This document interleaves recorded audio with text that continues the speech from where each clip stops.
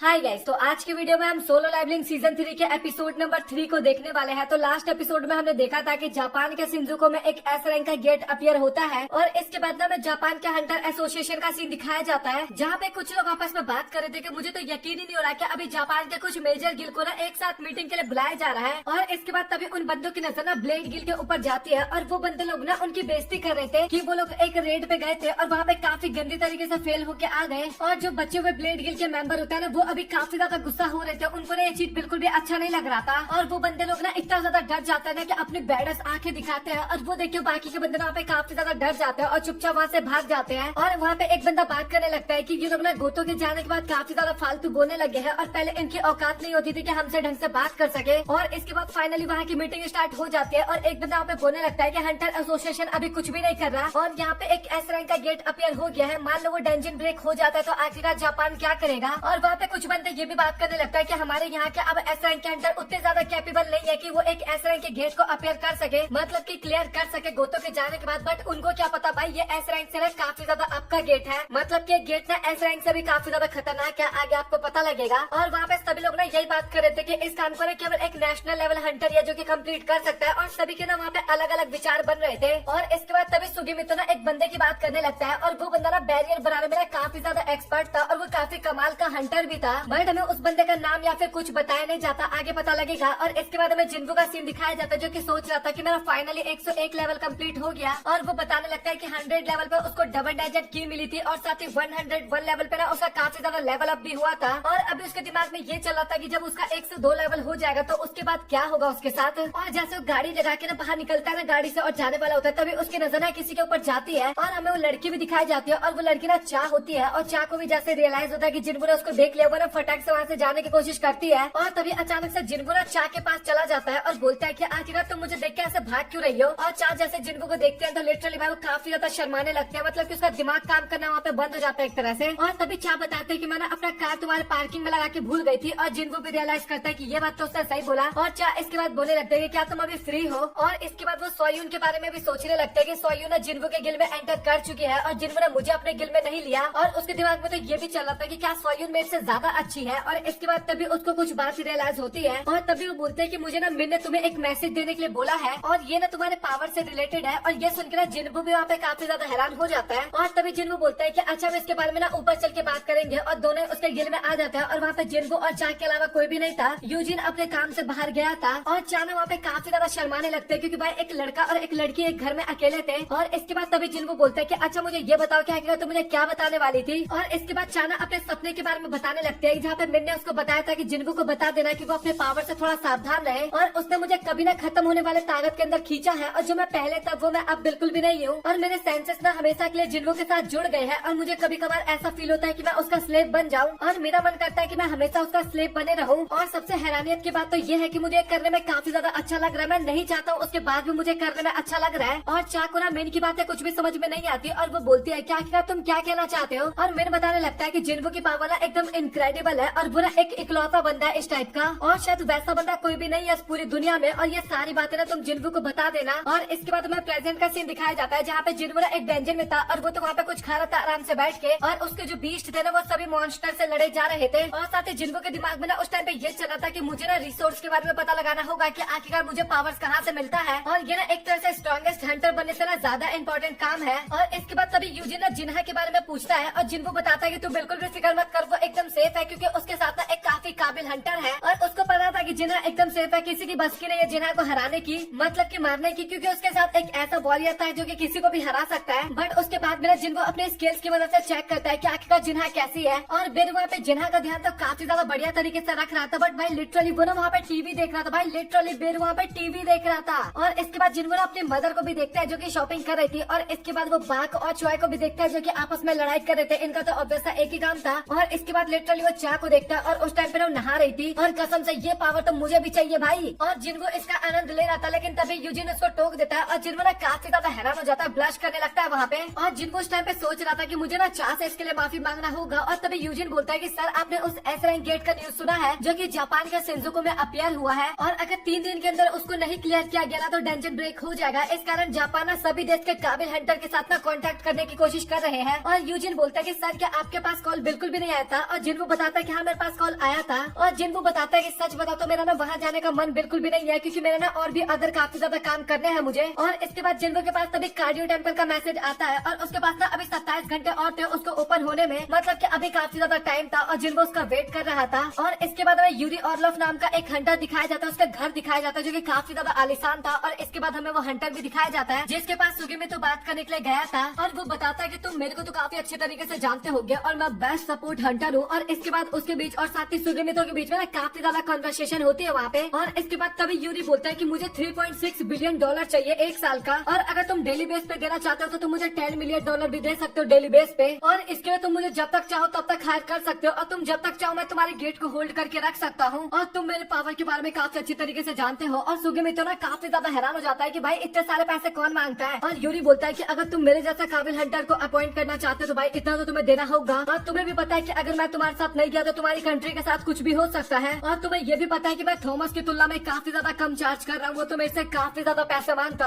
और तभी मिनोरू बोलता है कि कनाई तुम्हें पता है क्या एक रशियन जब ज्यादा ड्रिंक कर लेता है तो क्या बोलता है? और कनाई बोलते है कि मुझे इसके बारे में तो नहीं पता, बट मुझे इसकी बातें सुनकर ना ज्यादा अच्छा नहीं लग रहा। और यूरी ना इसके बाद भाई काफी ज्यादा वहाँ पे बेइज्जती मारने लगता है एक जापानीज हंटर की, और वो बोलने लगता है तुम्हारी औकात नहीं है मुझे अपॉइंट करने की, और अगर तुम लोग मेरे जूतों को चाटोगे तो शायद मैं तुम्हारी बात मान भी सकता हूँ। और गोतो के जाने के बाद मतलब कि लिटरली भाई जापान की इज्जत ना काफी ज्यादा कम हो गई बाकी हंटर्स के लिए भी। और यूरी जब उनकी बेइज्जती कर रहा था ना उस टाइम पे ना मिनोरू को बिल्कुल भी अच्छा नहीं लग रहा था, मिनोरू और कनाई को। और तभी यूरी ना उनको ट्रैप कर देता है और बोलता है कि अब तुम्हारी बस के तो तुम हिल के दिखाओ, और जब तक अब मैं नहीं चाहूंगा तुम 1 इंच भी नहीं हिल पाओगे यहाँ से। और अगर तुम्हें विश्वास नहीं हो रहा तो तुम ट्राई करके देख सकते हो। और मिनोरू और कनाई को ना भाई लिटरली वहाँ पे पावर्स पता चल पा रही थी यूरी की, वो ना बिल्कुल भी अपने आप को मूव नहीं कर पा रहे थे। और यूरी बोलने लगता है कि अच्छा मैं तुम्हारे ऊपर एक ऑफर और दे देता हूँ, मैं तुम्हारे देश की तो रक्षा करूंगा ये तो कंफर्म है, उसके साथ मैं तुम्हारे दोस्तों को भी अभी छोड़ दूंगा, नहीं तो अभी पता है कि तुम्हारे दोस्तों के साथ कुछ भी हो सकता है। और सुगी में तो ना अभी काफी ज्यादा प्यार से यूरी से बात करने लगता है और बोलता है कि मुझे नहीं पता कि आप जितना अमाउंट मांग रहे हो हमारी गवर्नमेंट उतना अमाउंट दे भी पाएगी या फिर नहीं, बट हम उससे बात करने की कोशिश करेंगे। और इसके बाद जिनको का सीन दिखाया जाता है जो कि कहीं पे जा रहा था, और उसकी मदर बोलती है कि मुझे ना तुम्हारी काफी ज्यादा फिक्र हो रही है। और जिनको बोलता है कि मम्मी अब तो मैं काफी ज्यादा स्ट्रॉन्ग हो गया, अब तो मेरी फिक्र मत क्या करो, और वैसे मेरा एक अपॉइंटमेंट है और मुझे वहाँ पे बात करने के लिए जाना है। और जैसे जिनको बाहर जाने वाला होता है तभी उसके पास नोटिफिकेशन आता है, और जो डबल डेंजर वाली चाबी का जो टाइमिंग था वो फाइनली खत्म हो जाता है। और इसके बाद जिनको को भी पता चल जाता है कि आखिरकार वो डेंजर कहाँ पे अपियर हुआ है। और इसके बाद में जिन्हा के स्कूल का सीन दिखाया जाता है जहाँ पे काफी गंदा वाला डिस्ट्रक्शन हो रखा था, और वहाँ पे ना अचानक से एक और गेट अपियर हो गया था, और वहाँ पे ना अगेन काफी ज्यादा बकवास होने लगता है, मतलब कि हंटर एसोसिएशन के बंदे ना जिनको को अगेन वहाँ पे नहीं जाने देते और बोलते हैं कि आपके पास परमिट नहीं है, इस कारण हम आपको अंदर नहीं जाने दे सकते। लेकिन जिनको को तो पता था कि आखिरकार वो डेंजर कौन सा है, और वो ना उनकी बात बिल्कुल भी नहीं सुनता और चुपचाप अंदर घुस जाता है। और डेंजन के अंदर ना हमें काफी बड़ा सा गेट दिखाया जाता है, और वहाँ पे ना पहले से ही काफी सारे हंटर्स थे, और उन हंटर्स को ना ये भी नहीं पता था कि आखिरकार ये गेट कैसे ओपन होगा। और इसके बाद तभी वहाँ पे जिनको पहुँचता है और वो बोलता है कि तुम लोग ना अभी काफी गंदा ट्रैप में फंसने वाले हो। और बाकी हंटर्स भी ना जिनको को देख के काफी हैरान होते हैं और बोलते हैं कि भाई आखिरकार तू है कौन। हाँ जिनको बोलते हैं कि क्या तुम में से कोई भी डबल डेंजर का सर्वाइवर है यहाँ पे, और किसी को भी नहीं पता चला था कि आखिरकार जिनको क्या बोल रहा है। बट वहाँ पे एक हंटर जो होता है वो पहचान जाता है कि जिनको एस रैंक का हंटर है, और जिनको बताने लगता है कि इस डेंजन के अंदर ना एक काफी खतरनाक सा बीस्ट है और तुम में से कोई भी उनको नहीं हरा सकता, और सच बताओ तो उनको केवल मैं ही हरा सकता हूँ, और मुझे उनसे एक काफी बड़ा बदला भी लेना है, काफी पुराना बदला। और इसके बाद जिनको दरवाजे के पास जाता है और उसमें लॉक लगा हुआ था, और तभी जिनको अपनी जेब से चाबी निकालता है और फाइनली उस लॉक को खोलता है। और इसके बाद तभी उस स्ट्राइक स्क्वाड का कैप्टन आता है और वो बोलता है कि सर हमारे पास एंट्री परमिट है, और वैसे देखा जाए तो आपके पास कोई भी अधिकार नहीं है इस डेंजन के अंदर एंटर करने का। और वहाँ पे सभी लोग ने जिनको की बातों को टाले जा रहे थे और अपने कैप्टन की बात मान रहे थे, मतलब कि जिनको को अंदर नहीं जाने देना चाहते थे वो सभी लोग। और लिटरली वो लोग ये बोलने लगता है कि हमें पता है कि आप एक ऐसा रैंक के हंटर हो, बस इसका मतलब ये तो नहीं कि आप अपनी मनमानी करोगे वहाँ पे। और जिनको बोलता है कि अच्छा तुम्हें ट्राई करना तो तुम कर सकते हो, और वो बोलता है कि तुम में से कौन पहले जाना चाहेगा इस डेंजन के अंदर। और स्ट्राइक स्क्वाड का कैप्टन बोलता है कि मैं जाऊंगा। और इसके बाद जैसे कैप्टन डेंजन के अंदर जाता है तभी उसके पास नोटिफिकेशन आता है कि इसके पास एंट्री परमिट नहीं है इस डेंजन के अंदर आने का। और तभी एक बीच ना काफी तगड़ा वाला अटैक करता है वहाँ पे उसके ऊपर, बट वहाँ पे जिनको था वो काफी आसानी से उसे बचा लेता है। और भाई उस बीस्ट को भी देखो कैसे देख रहा था कि भाई कोई आएगा अंदर, मुझे मारना है, जल्दी आ जाओ भाई। और जिनको बोलता है कि मैंने तुम्हें बोला था ना कि तुम बिल्कुल भी नहीं लड़ पाओगे, और उस बंदे को भी पता चल गया था कि भाई ये औकात से बाहर है, मतलब कि इन्हें जाने देते अंदर। और जिन्हों बोलता है कि तुम सभी का काम है अभी बाहर जाके हंटर एसोसिएशन को डबल डेंजन के बारे में बताने का, और उन्हें सब कुछ समझ में आ जाएगा इसके बाद। और इसके बाद जिन्हों जैसे डेंजन के अंदर एंटर करता है ना दरवाजे के अंदर, तभी वो गेट ना अचानक से बंद हो जाता है। और इसके बाद फाइनली जिन्हों जहाँ से शुरू किया था वहीं पे पहुंच जाता है। बट इस बार जिन्हों काफी ज्यादा डिफरेंट है, पहले की तुलना में अभी काफी ज्यादा स्ट्रांग हो गया है। और जिन्हों के दिमाग में अभी ये चला था कि अभी मुझे सारे आंसर चाहिए, और उसका आंसर देने वाला तो आर्किटेक्ट ही था। और इसके बाद जिन्हों फाइनली आर्किटेक्ट के सामने खड़ा होता है और बोलता है कि अब टाइम आ चुका है, तुझे आंसर देना पड़ेगा। मतलब किस बार एकदम चौड़ में खड़ा होता है भाई, कायरो की तरह बिल्कुल भी नहीं। और इसके बाद आर्किटेक्ट भी ना काफी क्रीपी वाली स्माइल करता है और बोलता है कि मैं तुम्हें देख सकता हूँ कि तुम फाइनली यहाँ तक पहुँच चुके हो।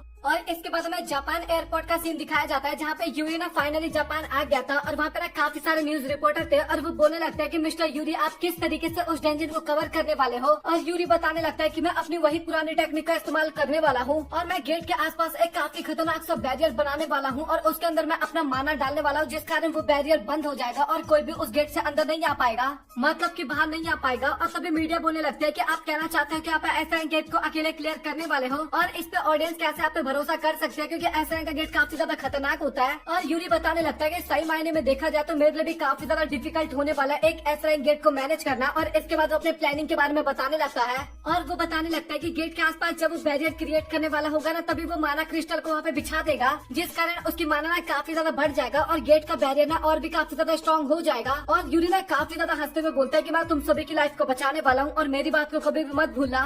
और चेयरमैन भी यूरी की बात को सुन रहे थे और वो बोलने लगता है कि मुझे लगता नहीं कि यूरी अकेले उस गेट को मैनेज कर पाएगा, और अगर कुछ भी प्रॉब्लम हुआ तो हमें पता है कि जापान का क्या हाल होने वाला है इसके बाद। और इसके बाद तभी अचानक से चिंचुल के पास कॉल आता है, और कॉल पे जो बंदा था ना वो बताने लगता है कि एक काफी इंपॉर्टेंट न्यूज है। और वो बताता है कि आपको स्कूल वाला डेंजन तो मालूम ही होगा जहाँ पे गेट अपियर हो गया था, और वहाँ पे अचानक से एक और गेट अपियर हो गया है। और सबसे प्रॉब्लम की बात तो ये है कि बताया जा रहा है कि वो डबल डेंजन है। और ये सुन के ना चिंचुल भी काफी ज्यादा हैरान हो जाता है। और इसके बाद हमें अगेन जिनको का सीन दिखाया जाता है, जो कि आर्किटेक्ट के सामने खड़ा था, और आर्किटेक्ट के सामने जो टैबलेट था जिसके अंदर सारी चीजें लिखी हुई थी, तभी ना वो आर्किटेक्ट ना उस टैबलेट को तोड़ देता है जिनको के सामने। और आर्किटेक्ट बोलने लगता है कि तुम्हें देख के एकदम साफ पता लग रहा है कि तुम काफी ज्यादा ताकतवर हो गए हो। और जिनको भी बोलता है कि मुझे लगता है कि ये जो आपने लिखा था टैबलेट के ऊपर, ये कमांड किसी भी काम का नहीं था। और आर्किटेक्ट बोलता है कि नहीं, ये बहुत ही ज्यादा काम का था, बट ये अभी किसी भी काम का नहीं रहा। और इसके बाद तभी जिनको बोलता है कि अच्छा मुझे तुम्ही ने यहाँ पे बुलाया है ना। और आर्किटेक्ट काफी ज्यादा हंसते हुए वहाँ पे यस बोलता है। और तभी जिनको बोलता है कि क्या तुम मैजिकल बीस्ट तो नहीं हो ना। और आर्किटेक्ट बोलने लगता है कि मुझे लगता है कि तुमने काफी गलत क्वेश्चन पूछ लिया है, तुम्हें सबसे पहले ये पूछना चाहिए कि आखिरकार मैं कौन हूँ, और तुम्हें उसके बाद ये पूछना चाहिए कि आखिरकार तुम कौन हो। और मुझे पता है कि तुमने ये तो सोचा ही होगा कि आखिरकार कोई भी बीस्ट तुम्हें मारना क्यों नहीं चाहता, और तुम्हारा फाइनल मैच अभी स्टार्ट होने वाला है। और अगर तुम आखिरी तक टिके रहे, तुमने सबको हरा दिया, तो मैं तुम्हें एज अ रिवॉर्ड के तौर पे कुछ भी बताने के लिए एकदम तैयार हूँ। और इसके बाद सभी स्टैचू ना जिनको की तरफ बढ़ने लगता है उसको मारने के लिए, और जिनको बिना बैटल के लिए ना अपने सभी शेडो शोल्जर्स को समन करने लगता है। बट मेन बात तो यही होती है कि इस डेंजन के अंदर जिनको अपने शेडोज का इस्तेमाल नहीं कर पाता। और आर्किटेक्ट भी बोलने लगता है कि तुम यहाँ पे चीटिंग बिल्कुल भी नहीं कर सकते, तुम्हें ईमानदारी से लड़ना होगा, मुझे तुमसे यहाँ पे मिलना है, ना कि तुम्हारे सर्वेंट से। और इसके बाद तभी जिनको के पास एक नोटिफिकेशन भी आता है, जहाँ पे उसको बताया जाता है कि वो इन्वेंट्री से ना कुछ परचेज भी नहीं कर सकता, और न ही वो पोशन या फिर बाकी के आइटम्स को कलेक्ट कर सकता, और न ही डेली क्विस्ट के रिवॉर्ड को कलेक्ट कर सकता है। मतलब कि अभी जिनको को ना 1v मतलब कि अगेंस्ट में जितने हो उन सभी के साथ बैटल करना होगा। और इसके बाद जिनको को पता लग गया था कि ये बैटल काफी ज्यादा खतरनाक होने वाला है। और इसके बाद तभी एक सोल्जर ना जिनको के ऊपर अटैक करता है, बट तभी जिनको ना उसके वेपन को ना काफी आसानी से पकड़ के तोड़ देता है, और वो ना उसी की तरफ फेंक के मारता है, उसी मॉन्स्टर की तरफ। और इसके बाद वो स्टैचू में ना अपनी तलवार को बाहर निकाल रहा होता है, लेकिन तभी जिनको ना अपने लात की मदद से ना उस स्टैचू को डिस्ट्रॉय कर देता है। और इसके बाद दूसरा स्टैचू ना अटैक करने के लिए जाता है जिनको के ऊपर, लेकिन तभी जिनको अपने डैगर को बाहर निकालता है और सबसे पहले उसकी तलवार को काटता है, और इसके बाद उसे भी ढेर कर देता है। और इसके बाद लगातार जिनको ना वहाँ पे काफी सारे मॉन्स्टर को मारने लगता है, और जिनको ना काफी आसानी से उन सभी को क्लियर किया जा रहा था। और अभी ना जिनको को उन सभी को मारने में ना उतना ज्यादा दिक्कत भी नहीं हो रहा था, काफी आसानी से वो मारे जा रहा था। और आर्किटेक्ट भी ना हवा में उड़ के ना उस सारी बैटल को देख रहा था, और वो बोलने लगता है कि तुम्हें देख के इतना तो एकदम साफ पता लग गया कि तुमने काफी सारी पावर्स को अचीव कर लिया अपनी बॉडी के अंदर, और तुम्हारी पावर्स को देख के अभी मुझे काफी ज्यादा अच्छा लग रहा है। और जिनको भी ना एक साथ ना भाई काफी सारे सोल्जर्स से लड़ाई कर रहा था, वहाँ पे अटैक ब्लॉक कर रहा था काफी सारे सोल्जर्स का। और जिनको को ना इतना एहसास हो रहा था कि वो ना अभी इन सभी स्टैचू को ना काफी आसानी से हरा सकता है। और इसके बाद तभी आर्किटेक्ट बोलता है कि मुझे पता है कि अभी तू काफी ज्यादा स्ट्रॉन्ग हो गया है, बट अभी मैं इस बैटल को जल्दी से खत्म करने वाला हूँ। और तभी जिनको को ना वहाँ पे कुछ काफी खतरनाक सा एहसास होता है। और इसके बाद वो जो गॉड वाला वाला स्टैचू होता है ना, जो कि कुर्सी पे बैठा रहता है, वो भी अभी खड़ा हो जाता है बैटल के लिए। और वो स्टैचू भी ना अभी काफी क्रीपी वाली स्माइल कर रहा था और ये देखने में सच में काफी ज्यादा बैडएस लग रहा था। और इसके बाद हमें चेयरमैन और साथ ही मासामोटो का ना मीटिंग दिखाया जाता है। और मैं आपको बता दूं, ये ना जापान के हंटर एसोसिएशन के चेयरमैन थे। और मासामोटो वहाँ पे बताने लगता है कि हमारे जितने भी एसएस स्टोन हमें मिले थे ना जेजू आइलैंड से, हम उन सभी को ना गिव अप करते हैं, वो सब हम आपको देते हैं। और चेयरमैन को समझ में नहीं आता कि आखिरकार ऐसा वो क्यों कर रहे हैं। और मासामोटो बताने लगता है कि इसके बदले ना हम जिंदू को हायर करना चाहते हैं। और चेयरमैन बोलने लगता है कि मुझे माफ करना कि मैं तुम्हें डिसअपॉइंट कर रहा हूँ, बट रियल बात तो ये है कि जिनको हमारे हंटर एसोसिएशन के साथ जुड़ा ही नहीं है। और मासामोटो बोलने लगता है कि हाँ मुझे इसके बारे में पता है, बट मुझे इतना भी पता है कि आप और साथ ही हंटर एसोसिएशन चाहोगे ना तो जिनको हमारे साथ जा सकता है। बस हमें एक मौका चाहिए ताकि हम उसके सामने थोड़ा नेगोशिएट कर सके। और चेयरमैन ना उस कॉन्ट्रैक्ट के बारे में देखने लगता है और सोचता है कि देखा जाता है जिनको के लिए ना काफी बढ़िया है। और इसके बाद वो कॉन्ट्रैक्ट को ना टेबल के ऊपर रख देते हैं। और इसके बाद चेयरमैन बोलने लगता है कि अभी इस मीटिंग में ना केवल हम ही दोनों यहाँ पे बात करेंगे और तुम्हारा जो ट्रांसलेटर है इसको अभी बाहर भेज दो। और मासामोटो भी बोलने लगता है कि चेयरमैन क्या आपको जापानीज आती है? और चेयरमैन बोलता है कि हाँ मुझे आती है जापानीज। और इसके बाद जो ट्रांसलेटर थे ना वो दोनों ही बाहर चले जाते हैं। और इसके बाद चेयरमैन बोलने लगता है कि अगर तुम्हारी ये कोई घटिया सी चाल है ना तो तुम इसको अभी रद्द कर दो। और मासामोटो बोलने लगता है कि आखिरकार आप क्या कहना चाहते हैं? और चेयरमैन बताता है कि मुझे पता है कि ब्लेड गिल ने तुम्हारे साथ जो भी रिश्ता था वो सभी तोड़ दिया है। और ये सुनकर ना मासामोटो पे काफी ज्यादा हैरान हो जाते हैं और बोलते हैं कि आखिरकार तुम्हें इसके बारे में कैसे पता? और चेयरमैन बोलने लगता है कि मुझे ये भी पता है कि ब्लेड गिल को हंटर एसोसिएशन की तरफ से जो फंड मिलता था तुमने वो भी देना बंद कर दिया है और अभी जो केवल सरकार की तरफ से जा रहा है उनको वही मिल रहा है बस।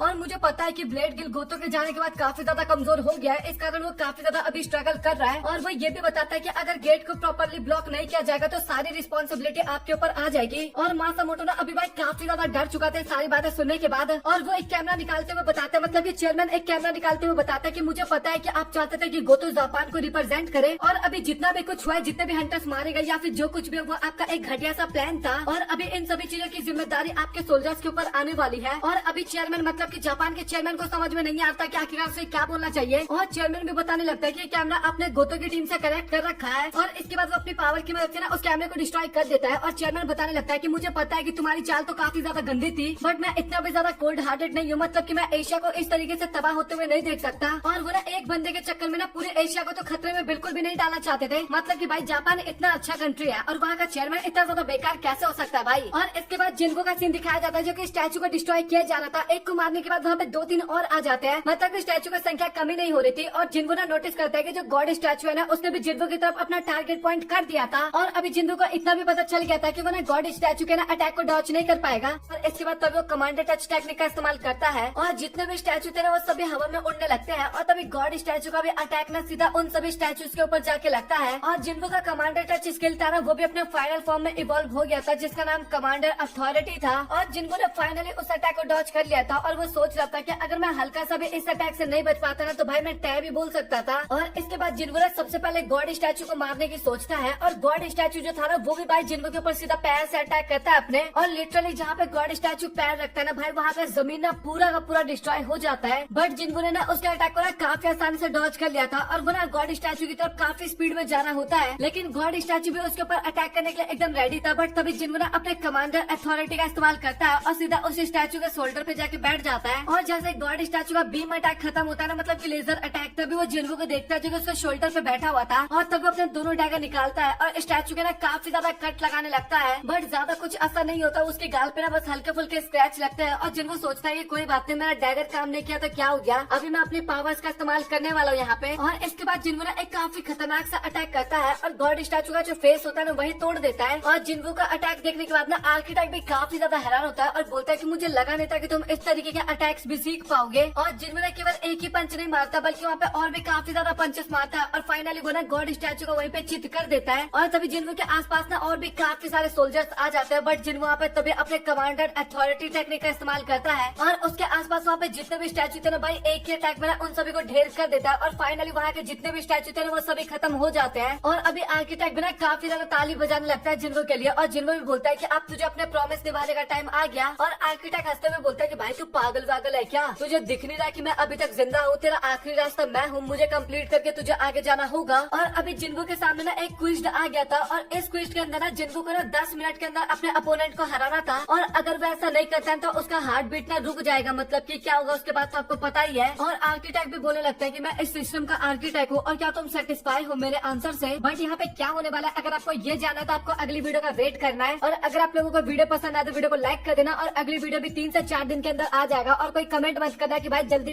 ला, वीडियो बनाने में टाइम लगता है, 3 से 4 दिन के अंदर वीडियो आ जाएगा। और अगला एपिसोड भी काफी ज्यादा मजेदार होने वाला है, क्योंकि मुझे पता है कि बेरू और जिंगू के बैटल में उतना ज्यादा मजा नहीं आया था, क्योंकि वो एक तरफा बैटल था। बट अभी जो बैटल होने वाला ना, वो एक तरफा बैटल नहीं होने वाला, बैटल भी एकदम दमदार होने वाला है। तो बैटल का वेट करना, और अगर आपको वीडियो पसंद आए वीडियो को लाइक कर देना, चैनल को सब्सक्राइब कर देना। मिलता है आप लोगों से अगली वीडियो में, तब तक के लिए गुड बाय।